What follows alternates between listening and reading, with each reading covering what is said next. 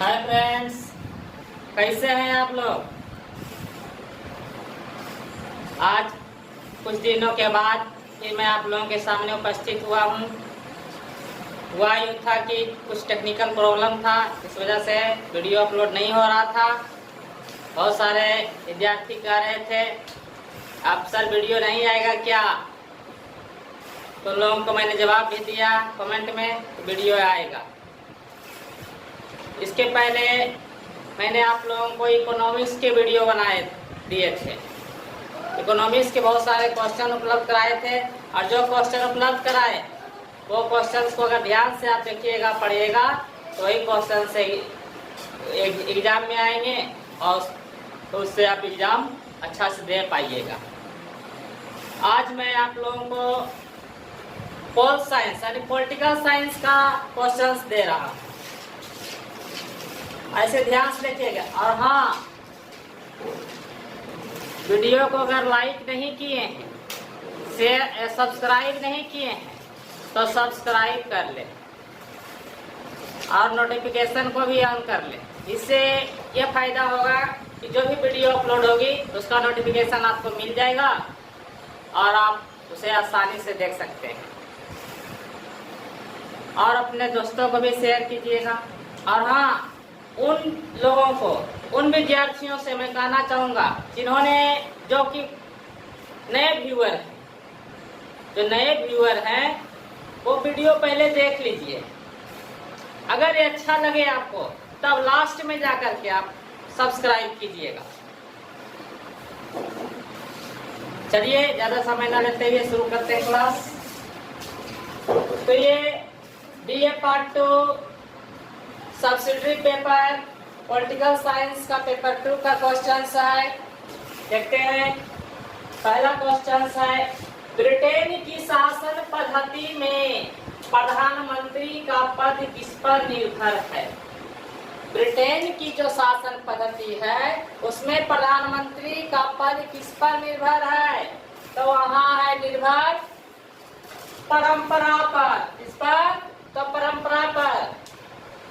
अगला है, भारत की शासन पद्धति में प्रधानमंत्री का पद किस पर निर्भर है, तो भारत में प्रधानमंत्री का पद संविधान पर निर्भर है। संविधान के अनुसार ही भारत में प्रधानमंत्री का चुनाव होता है और जो बहुमत दल का नेता होता है उसे ही राष्ट्रपति के द्वारा प्रधानमंत्री पद पर नियुक्ति की जाती है।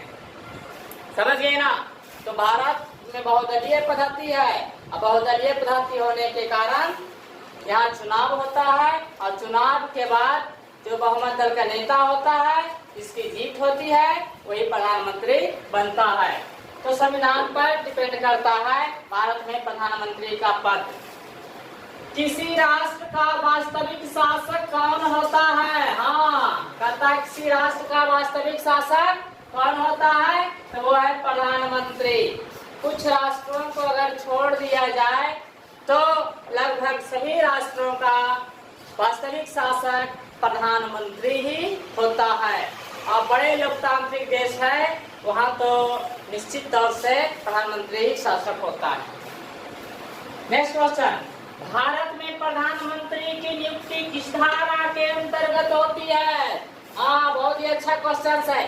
और हाँ, एक बात मैं आप लोगों को बता देना चाहता हूँ कि ये सारे क्वेश्चंस सिर्फ आपका BA में ही काम नहीं देगा, पर आप जो भी कॉम्पिटिटिव एग्जाम देने जाते हैं उसमें भी काम देगा। इसलिए इस क्वेश्चंस को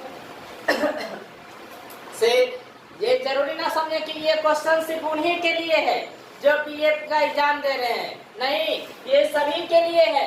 जो कंपटीशन की तैयारी कर रहे हैं उनके लिए भी है, उन कंपटीशन में भी ये क्वेश्चंस आते हैं। इसलिए ध्यान से सभी लोग इस क्वेश्चंस को देखिए और समझिए।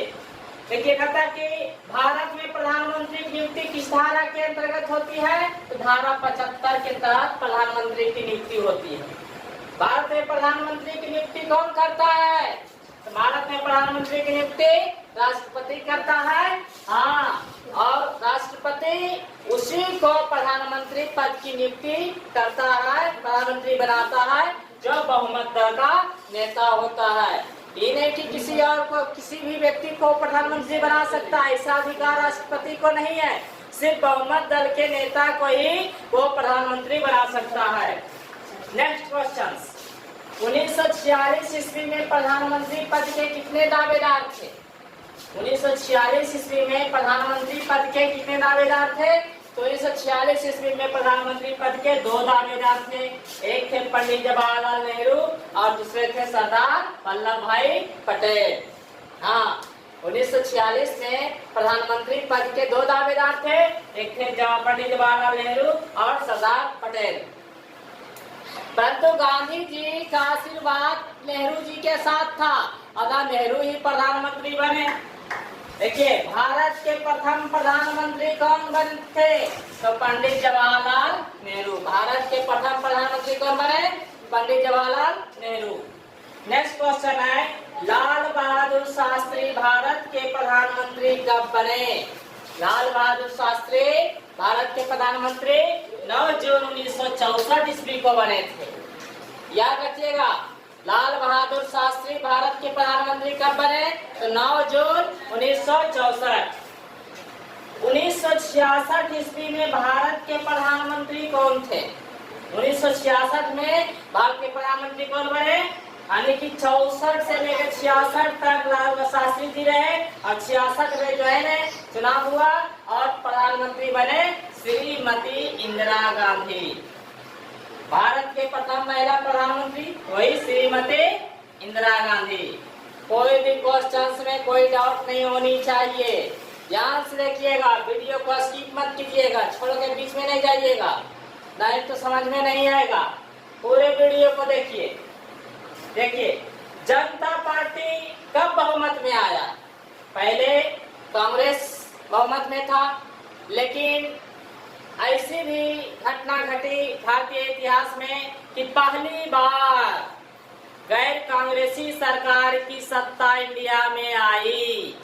तो कहता है गैर कांग्रेसी सरकार की सत्ता इंडिया में कब आई? यानी कि जनता पार्टी बहुमत में कब आया? तो वो आया 1977 ईस्वी में। मोरारजी देसाई कब भारत के प्रधानमंत्री बने? हाँ, जब जनता पार्टी की सरकार आई, जनता पार्टी बहुमत में आया, तो जनता पार्टी के जो नेता थे मोरारजी देसाई वही प्रधानमंत्री बने 1977 ईस्वी में, है ना। और वो 1977 से 1979 तक रहे। 2 सालों तक मोरारजी भारत के प्रधानमंत्री रहे, परंतु जनता पार्टी का विघटन हो गया।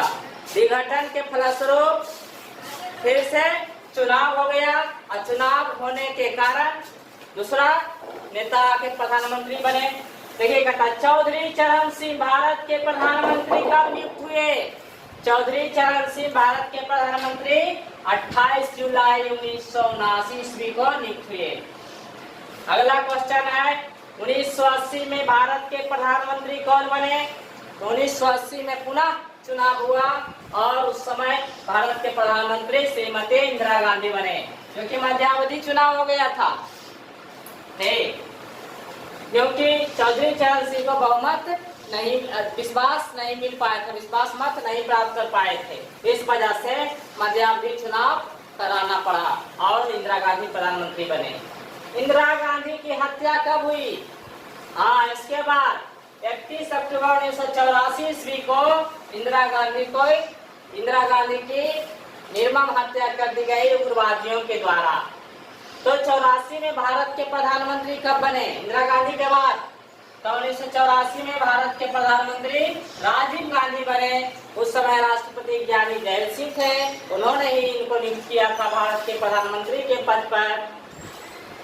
प्रधानमंत्री का पहला और सबसे महत्वपूर्ण कार्य क्या है? हाँ, बहुत ही अच्छा क्वेश्चन है। प्रधानमंत्री का पहला और सबसे महत्वपूर्ण कार्य है मंत्री परिषद का गठन। क्या है? मंत्री परिषद का गठन। मंत्रिमंडल के जन्म, जीवन तथा मरण का केंद्र बिंदु प्रधानमंत्री है। मंत्रिमंडल के जन्म, जीवन और मरण का केंद्र बिंदु कौन है? प्रधानमंत्री है। ये किसने कहा? प्रोफेसर लास्की ने कहा था। मंत्रिमंडल के कार्यों का संचालन कौन करता है? अगला क्वेश्चन है, मंत्रिमंडल के कार्यों का संचालन कौन करता है? तो वो है प्रधानमंत्री। प्रधानमंत्री मंत्रिमंडल के कार्य का संचालन करते हैं।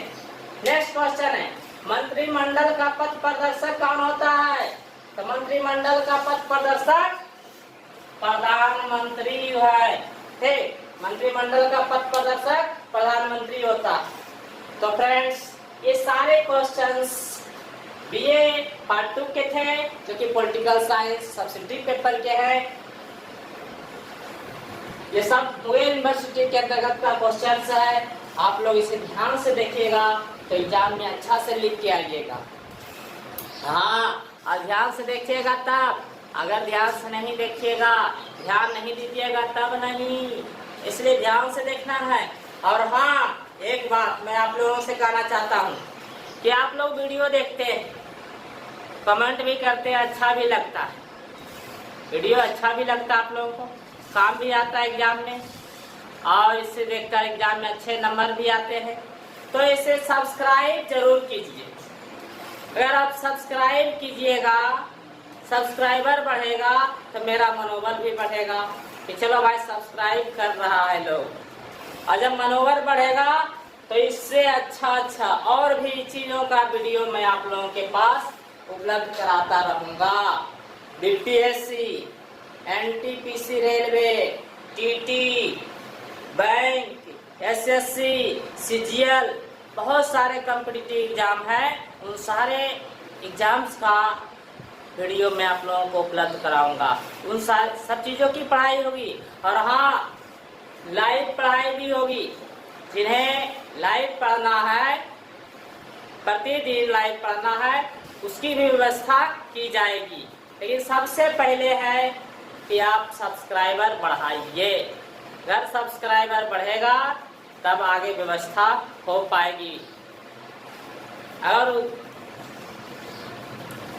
अच्छा लगता है ये वीडियो आप लोगों को तो सब्सक्राइब कीजिए, और दोस्तों से भी करवाइए, और लाइक भी कीजिए, और शेयर भी कीजिए। शेयर कीजिएगा तो वीडियो आगे जाएगा और वो भी सब्सक्राइब करेगा। इस तरह से एक कड़ी बन जाएगी और सब्सक्राइबर बढ़ने लगेंगे। धन्यवाद।